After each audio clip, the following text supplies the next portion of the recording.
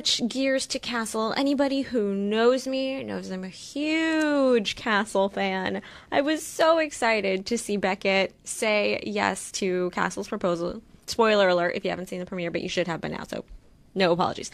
Talk about, were you happy that she said yes at the beginning of the season?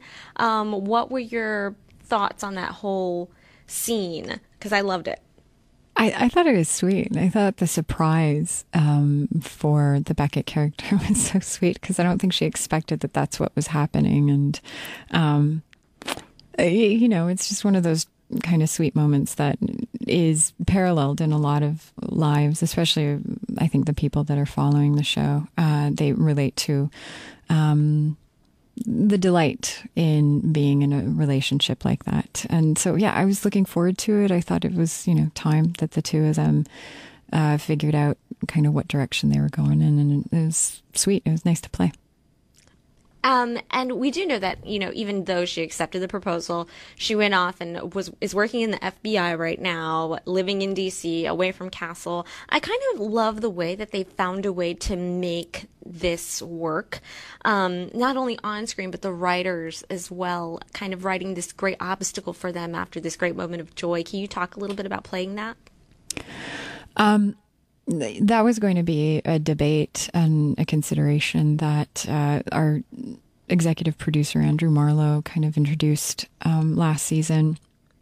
And the story goes that as she and Castle are possibly creating a greater commitment, she's been offered this really wonderful job opportunity in Washington, D.C., working for the Attorney General's office. And it's a dream job for her. But it would take her away from New York City, which, in the grand scheme of things, it's not that far from New York City, especially when your boyfriend at the time is a multi-millionaire.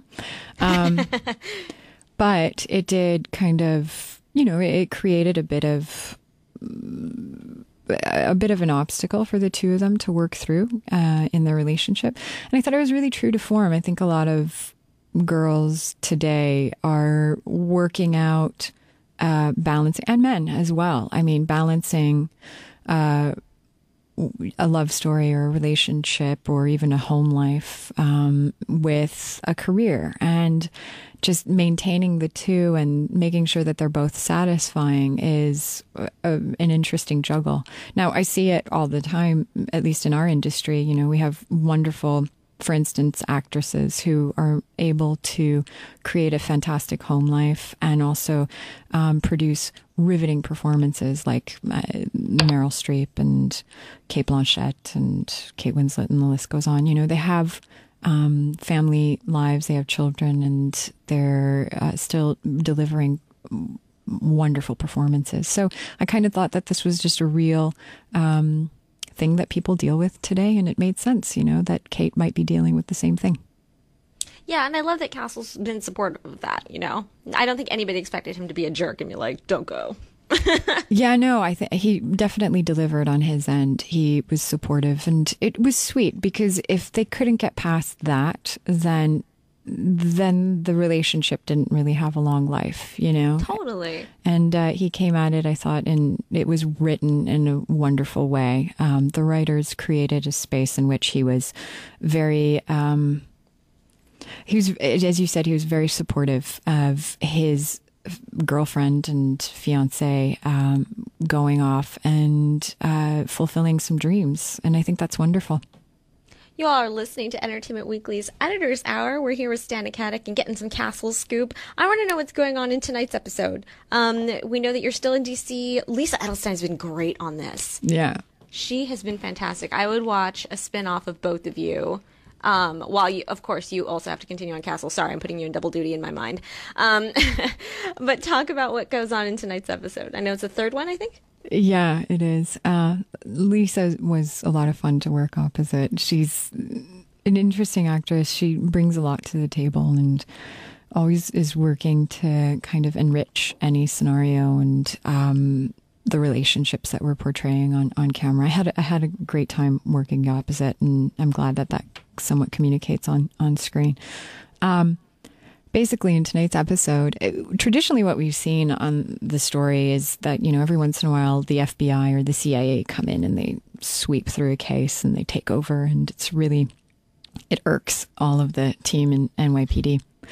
And this time we've got our guys in the New York Police Department, Esposito and Ryan, played by John Huertas and Seamus Dever, working a case.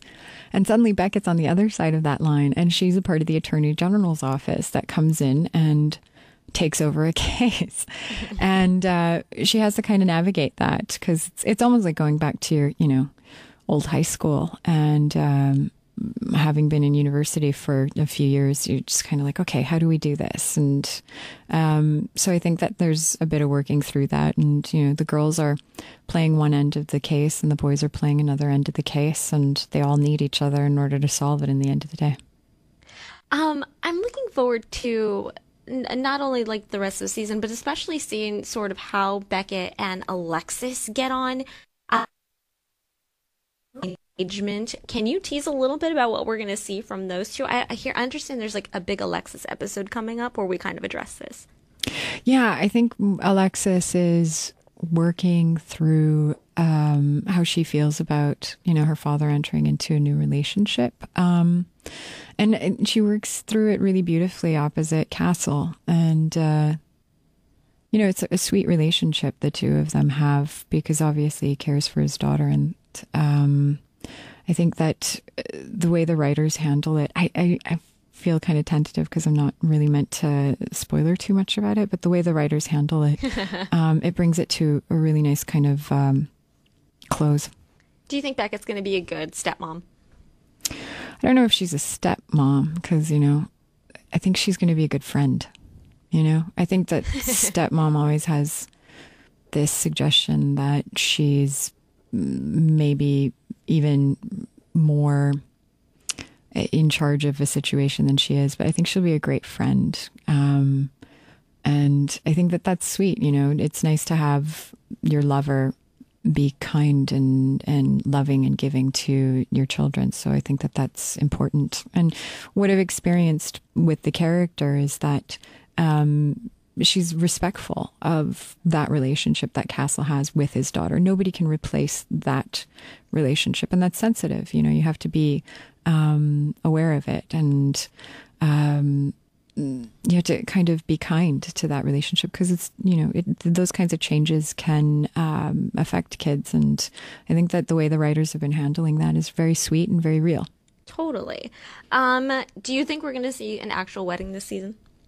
I don't know, actually. I really don't. I think there's so much stuff that happens in putting a wedding together that we've got a lot of fodder to build into a wedding, but I don't know if that's going to happen this season. Nobody's told me any different. Do you want to? Are you ready to wear like this big white dress and have the like whole debacle? Oh, you think she's wearing white, huh?